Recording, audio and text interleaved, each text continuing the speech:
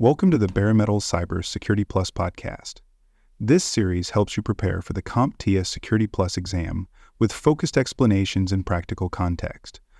For a companion study guide, check out the Achieve CompTIA Security Plus 701 Exam Success by Dr. Jason Edwards. It is the most concise and complete Security Plus guide on the market, built for busy professionals who want to pass the exam fast and on their first try. You can find this book and others at cyberauthor.me. Security awareness training is only effective if it leads to action. That means not only helping users recognize threats, but making sure they know what to do next and feel confident doing it. And just as important, organizations need a way to track whether their efforts are working. That's where reporting and monitoring come in. In this episode, we're exploring how to build clear, effective mechanisms for reporting security incidents, how to support recurring reporting practices, and how to monitor the effectiveness of training and user compliance over time. Let's start with initial and ongoing reporting practices. For any cybersecurity awareness program to succeed, users must know exactly how to report something when it feels suspicious. That includes phishing emails, unusual account behavior, lost devices, or conversations that raise red flags. The challenge isn't just about recognizing threats, it's about knowing what to do next. Organizations need to make that process simple, accessible, and clearly communicated. If reporting a threat feels like a hassle, or worse, if people fear they'll get in trouble, they may hesitate or avoid reporting altogether. That delay can give attackers valuable time to escalate a breach, move laterally through systems, or exfiltrate data. So the first step is to provide a reporting mechanism that's easy to use. That might be a report phishing button in the email client, a short internal form that feeds into a ticketing system, or a dedicated email address managed by the security team. The key is that the process must require as little effort as possible. No one should need to dig through a handbook just to figure out where to send a suspicious message. Let's walk through a simple example. An employee receives an email that seems off. It looks like it's from their manager, but the tone is strange and there's an attachment labeled Q4 bonuses. Because the employee has been trained, they hover over the email address, see it doesn't match, and click the Report Suspicious Email button. Behind the scenes, that report goes straight to the Security Operations Center, where analysts examine the headers, attachments, and source domain. The team confirms it's part of a known phishing campaign and alerts the rest of the company. One user's quick report protects hundreds of others. But reporting doesn't stop at that first alert. Ongoing reporting practices are just as important. Organizations should encourage users to submit reports even when they're not sure something is a threat. It's better to have a false positive than to miss an early indicator of compromise. That's why recurring reminders are helpful. Include a monthly message in internal newsletters, rotate banners in collaboration tools, or run short awareness campaigns that reinforce how to report suspicious activity. Highlighting success stories, where a user's report prevented a larger issue, is a great way to build a positive feedback loop. Some organizations even publish internal metrics, like the number of threats detected from employee reports or the average time it takes to respond to an incident. These stats aren't just about accountability, they also reinforce that reporting matters and that users are making a difference. Now let's talk about monitoring effectiveness. Teaching users is important, but if we don't measure results, we're flying blind. How do we know if the training is working? How do we know if behavior is actually changing? Monitoring effectiveness means evaluating whether users are applying what they've learned.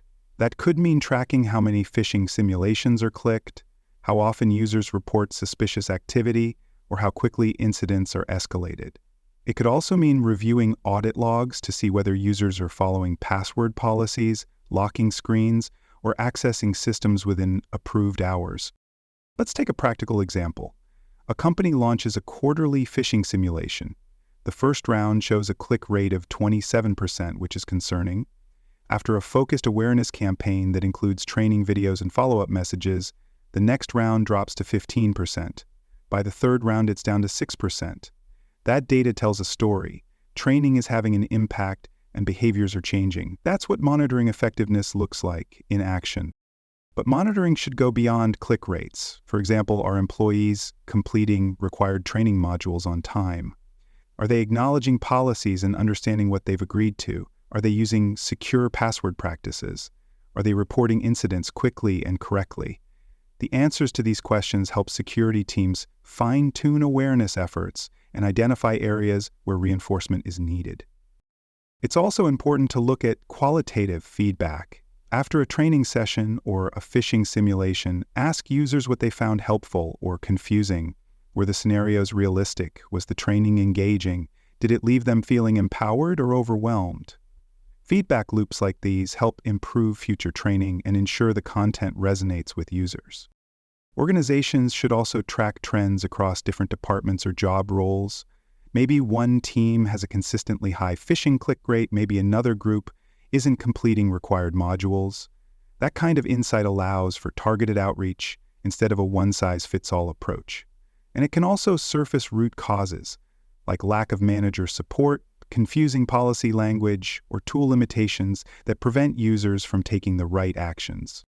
Here's another example. A finance team is consistently late to complete security training. After a quick survey, it turns out they're overwhelmed during quarter-end reporting cycles. The solution? Adjust the training window and send early reminders. Sometimes small operational changes can unlock much better compliance. Monitoring also helps with accountability. When security teams present data to leadership, it's easier to justify investments in training, awareness tools, or expanded support. If you can show that employees are reporting more incidents, completing more modules, and making fewer mistakes, that's a story executives want to hear. And when incidents do occur, monitoring data can help during the investigation. Logs can show whether an affected user had completed their training, reported suspicious activity earlier, or had previously been targeted. This context helps shape the response and can influence decisions about containment, communication, and recovery. From a Security Plus exam perspective, expect questions that ask about building a culture of security reporting, measuring training effectiveness, and maintaining visibility into user behavior. If a scenario mentions encouraging users to share suspicious activity, it's about building reporting mechanisms. If it talks about phishing simulations, module completions, or policy acknowledgments, it's pointing to training, monitoring, and measurement. Here's a tip. If the scenario describes giving users a simple way to report threats, that's about initial reporting mechanisms. If it discusses follow-up practices like simulations or reminders, that's ongoing reporting. And if it involves dashboards, metrics, or reviewing user behavior, that's monitoring effectiveness. Thanks for joining us for this episode of the Bare Metal Cybersecurity Plus podcast. For more episodes, tools, and study support, visit us at baremetalcyber.com. And before you take the test, make sure to check out the practice questions in the book Achieve CompTIA Security Plus SY0-701 Exam Success by Dr. Jason Edwards. They cover every domain and are a powerful way to lock in your knowledge.